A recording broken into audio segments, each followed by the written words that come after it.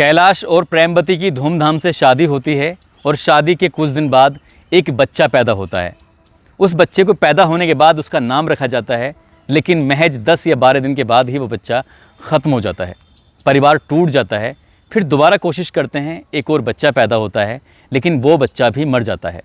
मगर इससे बड़ी दुखद बात ये थी, बच्चा तीसरा भी पैदा होता है, लेकिन बच्चा तीसरा पैदा होता है वक्त से पहले और वो भी मरा हुआ। लगातार बच्चे मर रहे थे। माँ और बाप इतना ज़्यादा परेशान हो जाते हैं, आखिरकार करें तो क्या करें। अब जो बच्चा पैदा होने वाला है या होगा, उसको माँ खोना नहीं चाहती थी, बाप भी खोना नहीं चाहता था। इसलिए वो ऐसा कोई मंदिर नहीं, ऐसी कोई मज़ार नहीं, ऐसा कोई व्यक्ति नहीं, ऐसा कोई डॉक्टर नहीं, जहाँ जाकर वो मन्नतें नहीं कर रहे थे, जहाँ जाकर वो फरियाद नहीं कर रहे थे। किसी ने बताया कि फला तांत्रिक हैं जो तुम्हारी बहुत मदद कर सकते हैं।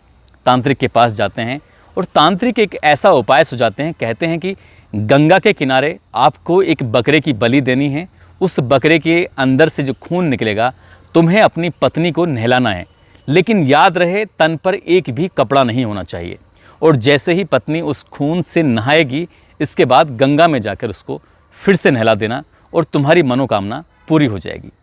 पति और पत्नी ये सोचकर कि उनका भविष्य अब संवरने वाला है, वो सीधा जाते हैं और वो सारे क्रियाएं करते हैं जो एक तांत्रिक ने उन्हें बताई थी। मगर उसके बाद इतना भयानक होता है कि इन दोनों ने भी इस बात की कल्पना नहीं की थी। आज इस घटना की गूंज न केवल उस ज़िले में है, बल्कि आसपास के ज़िले के लोग भी थर्रा जाते हैं ये बात सुनकर कि कोई इंसान किस हद तक जा सकता है, किस हद तक पहुंच सकता है। आदाब, नमस्कार, सत श्री अकाल। मैं उस्मान सैफ़ी। आज की जो सच्ची घटना मैं आपको सुनाने जा रहा हूँ, ये सच्ची घटना है उत्तर प्रदेश का एक ज़िला है अमरोहा, और इसी ज़िले का एक थाना लगता है आदमपुर। दरअसल आदमपुर थाना क्षेत्र का गांव है मलकपुर। एक बच्चा जिसकी उम्र लगभग 1.5 साल के आसपास, और उसका बड़ा भाई जिसकी उम्र लगभग 4 साल के आसपास।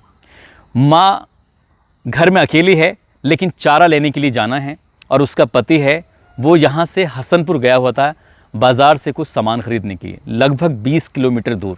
बच्चा स्कूल चला जाता है। छोटे बच्चे को नींद आ जाती है, और जैसे ही बच्चा सो रहा है तो उसको आंगन में सुलाकर माँ अपने खेत पर चारा लेने चली जाती है, क्योंकि पास में ही खेत जो था। वापस लौटकर आती है तो बच्चा खाट पर नहीं था। माँ की बहुत ज़्यादा परेशानी बढ़ जाती है। ऐसी कोई जगह नहीं थी जहाँ माँ ने अपने बच्चे को तलाशा नहीं था। पूरा घर कंगाल डाला, पूरे आसपास के घरों में घर घर जाकर दरवाज़ा खटखटाया, सबसे कहा कि क्या तुमने मेरे यश को देखा है? मगर किसी ने भी यश को देखा ही नहीं था। और जब यश को किसी ने नहीं देखा तो माँ की चिंता बहुत ज़्यादा बढ़ जाती है। सीधा वो अपने पति रमेश को फ़ोन करती है। रमेश अभी हसनपुर पहुँचा ही था कि उसके पास फ़ोन पहुँच जाता है कि तुम्हारा बेटा घर से गायब हो गया है, आखिरकार कहाँ गया है। बड़ी संख्या में लोग अब गांव के और आसपास के जंगलों में इधर उधर भागने लगते हैं, क्योंकि ये जो गांव हैं, ये गांव दरअसल जंगलों की तरफ है मलकपुर, और पूरा गांव उस बच्चे को तलाशने की कोशिश कर रहा था। मगर कई घंटे बीत जाने के बाद भी जब वो बच्चा नहीं मिलता है तो वाकई रिश्तेदार भी इकट्ठा हो जाते हैं, बड़ी संख्या में लोग इकट्ठा हो जाते हैं। फिर बड़ी संख्या में लोग इकट्ठा होकर जो निकट चौकी है दड़िहाल, यहाँ जाते हैं और यहाँ से सीधा पहुँचते हैं आदमपुर। और आदमपुर में जाकर SHO राम प्रकाश शर्मा से कहते हैं कि हमारा 1.5 साल का बच्चा है जो अभी ठीक से चल भी नहीं पाता, मगर उसका कहीं आता पता नहीं है, साहब उसकी तलाश करा दीजिए। अब पुलिस वाले और गांव वाले अपने हिसाब से मिलकर उस बच्चे की तलाश कर रहे थे, लेकिन उस बच्चे का कहीं दूर दूर तक आता पता नहीं चल रहा था। और रात गुजर जाती है, फिर अगला दिन निकलता है। अगले दिन फिर लोग तलाश करना शुरू कर देते हैं। ये बात है 22 अगस्त 2022 की, जब बच्चा गायब होता है दिन में लगभग 11:30 बजे के आसपास। और अगले ही दिन 23 अगस्त भी आ जाता है, और 23 अगस्त को भी वो बच्चा नहीं मिलता। दोपहर के लगभग 1 बजे के आसपास का वक्त रहा होगा, जब लोग अपने अपने खेतों से काम करके घर की तरफ आ रहे थे, तो एक व्यक्ति को एक कुत्ते के मुंह में एक टांग दिखाई देती है। जैसे ही वो टांग को देखता है तो उस कुत्ते के पीछे दौड़ता है और उस टांग को छीनने की कोशिश करता है। दरअसल वो उस टांग को छीन लेता है, और उस व्यक्ति को समझने में ज़रा भी वक्त नहीं लगता, क्योंकि अभी 24 घंटे पहले ही एक बच्चा जो गायब हुआ था। वो ज़ोर ज़ोर से शोर मचाता है और सैकड़ों ग्रामीणों को घटनास्थल पर इकट्ठा कर लेता है। कहता है कि मैंने इस कुत्ते से इस टांग को बचाया है। जैसे ही लोग उस टांग को देखते हैं, लोगों के रोंगटे खड़े हो जाते हैं, सोचने पर मजबूर हो जाते हैं। उस टांग को देखने से साफ अंदाज़ा लगाया जा रहा था जैसे किसी धारदार चीज़ से उसको काटा गया है। साफ अंदाज़ा इसलिए भी लगाया जा रहा था, पहले ये सोच रहे थे लोग कि शायद जंगल में कोई जानवर उसको बच्चे को ले गया होगा, इसे खा गया होगा, लेकिन वो खाया नहीं था, बल्कि उसके साथ किसी ने कोई हादसा किया था। पुलिस मौके पर पहुंचती है, फॉरेंसिक टीम आती है और अब बाकी जो हिस्से हैं शरीर के उनको तलाशने की कोशिश की जाती है। पास में ही ईख का खेत होता है, ईख के खेत में शरीर के बाकी हिस्से भी मिल जाते हैं, लेकिन अलग अलग कुत्तों ने उन हिस्सों को नोच कर उनको वो बहुत ज़्यादा नुकसान जो पहुंचा दिया था। पुलिस ने शव को कब्जे में लिया और पोस्टमार्टम के लिए भेजा। पोस्टमार्टम की रिपोर्ट आती है, इससे साफ पता चल जाता है कि बच्चे का गला दबाकर उसकी हत्या की गई थी, साथ ही किसी धारदार हथियार से इसको काटा गया था। अब काटने वाला कौन था, यही सवाल था। इस सवाल का जवाब जानने के लिए पूरा गांव परेशान था। बात अमरोहा ज़िले के एसपी तक पहुंचती है। सीओ से लेकर एसएचओ सभी लोग परेशान हो जाते हैं। सभी लोग जानना चाहते थे कि आखिरकार 1.5 साल के यश की किससे दुश्मनी है। तभी इस बच्चे का जो फूफा होता है उसको थोड़ा शक था, क्योंकि जिस वक्त ये घटना हो रही थी पूरा गांव उस बच्चे को तलाश कर रहा था। उसी बीच उस बच्चे की जो चाची है प्रेमवती, वही थी जो बस बेफिक्र थी, जिसको किसी बात की फिक्र नहीं थी। तभी उस पर शक जाहिर किया गया और पुलिस को बताया गया कि हो ना हो इस बच्चे के बारे में इसकी चाची प्रेमवती को कुछ ना कुछ तो ऐसा है जो पता है। पुलिस वाले इस महिला को हिरासत में लेते हैं और हिरासत में लेने के बाद इससे पूछताछ करते हैं। साथ ही उसका पति होता है कैलाश, उसको भी हिरासत में लेते हैं।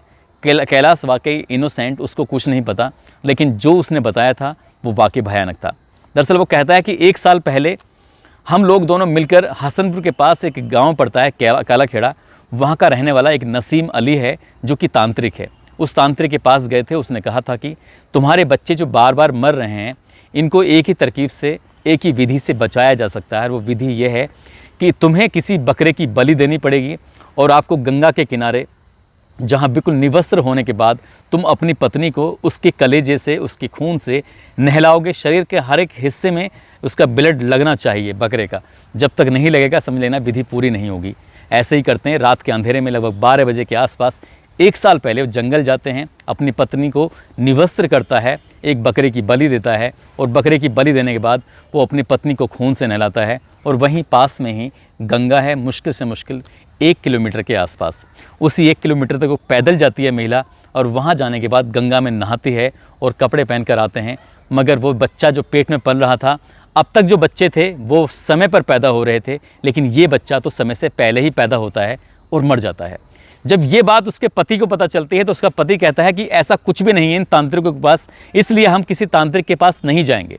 बार बार समझाने की कोशिश करते हैं, लेकिन उसकी पत्नी थी, उसे लग रहा था कि अभी उम्मीद बाकी है। और फिर वो अपने परिवार के लोगों से संपर्क जब साधती है, संपर्क साधने के बाद उसके परिवार के लोग सीधा एक बार फिर उसी तांत्रिक यानी कि काला खेड़ा जाते हैं। और काला खेड़े में जाने के बाद नसीम अली से मुलाकात करते हैं और कहते हैं कि नसीम अली साहब, कुछ भी रास्ता बताइए, कुछ भी सुझाइए, मुझे आखिरकार ये बच्चा चाहिए, मैं इस बच्चे को खोना नहीं चाहती हूँ। जब वो महिला बार बार उसके पास जा रही है तो उसने कुछ अच्छे पैसे की डिमांड की थी और उसकी डिमांड भी पूरी हो जाती है। और पूरी होने के बाद जो अगला तरीका वो बताता है वो वाकई बहुत भयानक होता है। वो कहता है कि तुम्हें एक बच्चे की बलि देनी होगी, क्योंकि पहली जो बलि थी वो पूरी नहीं हुई थी, तुमने उसमें कुछ ना कुछ गलती की है, गड़बड़ी की है, इसलिए तुम्हें इस बार किसी बच्चे की बलि देनी होगी और बच्चे की तैयारी कर लीजिए। वो किसकी होगी, कौन होगा, ये तुम जानो। महिला अपने घर आती है, लेकिन अपने पति को इस बार इस घटना स्थल पर इस तांत्रिक के पास लेकर नहीं जाती है। यहाँ लेकर गई थी अपने परिवार के किसी सदस्य को।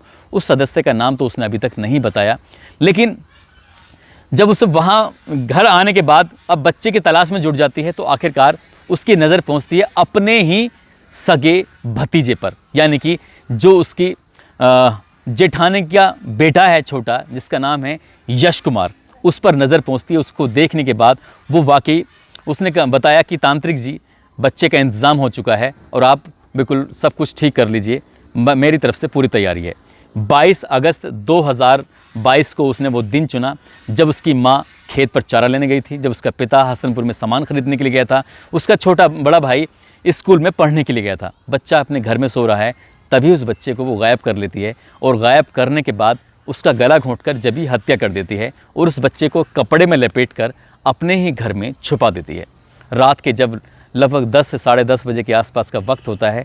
तभी वो तांत्रिक नसीम अली को फ़ोन करती है और उससे कहती है बच्चे का इंतज़ाम हो चुका है, मैंने उसको मार दिया है, जैसे जैसे आपने बताया है ठीक वैसे ही किया है। लगभग 20 किलोमीटर का सफ़र तय करने के बाद नसीम अली रात को ही कालाखेड़ा से सीधा मलकपुर पहुंचता है और मलकपुर के जंगल में उस प्रेमवती का इंतज़ार कर रहा था। अब दोनों मिलकर उस बच्चे के, उस बालक के, जिसका नाम यश कुमार है, जिसकी उम्र लगभग 1.5 साल से थोड़ी बहुत ज़्यादा होगी, उन्होंने मरे हुए उस बच्चे के 1-2 नहीं 7 टुकड़े कर दिए। और 7 टुकड़े करने के बाद यहाँ एक विधि अपनाते हैं और विधि अपनाने के बाद जो कुछ क्रियाएं वगैरह होती हैं उसको करने के बाद तांत्रिक अपने घर चला जाता है। ये महिला आकर सो जाती है घर में, जैसे कि अभी तक कुछ हुआ ही नहीं है। बाकी परिवार का हर एक सदस्य परेशान था, चीख रहा था, चिल्ला रहा था उस बच्चे को लेकर, लेकिन उस बच्चे को लेकर इस महिला पर ही कोई असर नहीं था, क्योंकि ये इसलिए खुश थी क्योंकि इस महिला के पेट में 3 महीने का गर्भ जो पल रहा था। ये चाहती थी कि इस बच्चे को वो बिल्कुल भी खोना नहीं चाहती, इसलिए तांत्रिक के संपर्क में आई।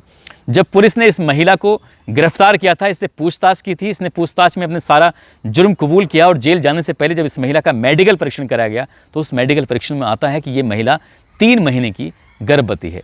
बच्चा बिल्कुल पूरी तरह से स्वस्थ है और उम्मीद है कि शायद वो बच्चा बच जाएगा। लेकिन जिस तरह से उसने अपने बच्चे को बचाने के लिए अपने ही जेठ के लड़के को मार डाला है, जिस तरह से उसकी निर्मम हत्या की है, जिस तरह से उसने ये घिनौना कृत्य किया है, वो वाकई बहुत शर्मनाक है।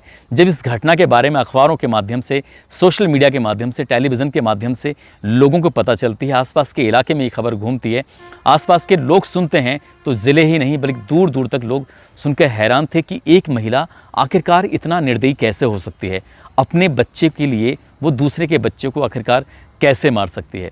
मगर इससे भी बड़ी दिलचस्प बात ये है कि जब उसकी जेठानी को ये बात पता चलती है, जब उसके जेठ को ये बात पता चलती है, वो रोते हुए कहते हैं कि अगर बच्चे की ही चाहत थी तो हमारे यश को तुम ले लेते, अपने आप से उसको पालते पोसते, हम अपना पहला बच्चा भी दे देते, हम अपना दूसरा भी दे देते, उसे मारने की क्या ज़रूरत थी।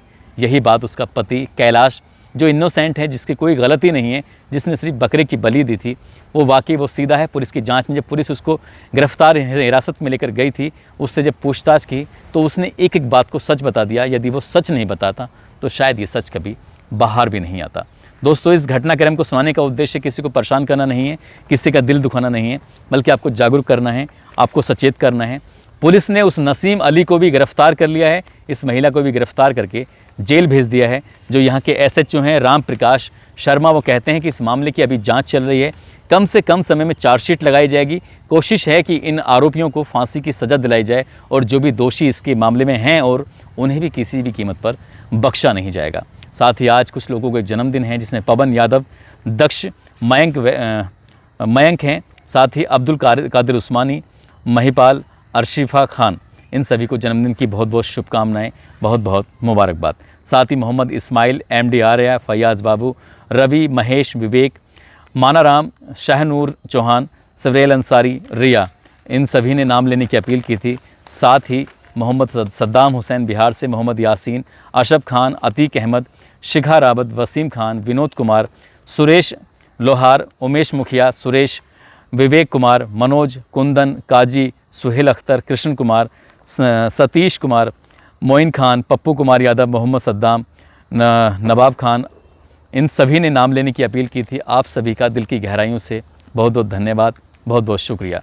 आप सब अपना ख्याल रखें, सुरक्षित रहें। जय हिंद, जय भारत।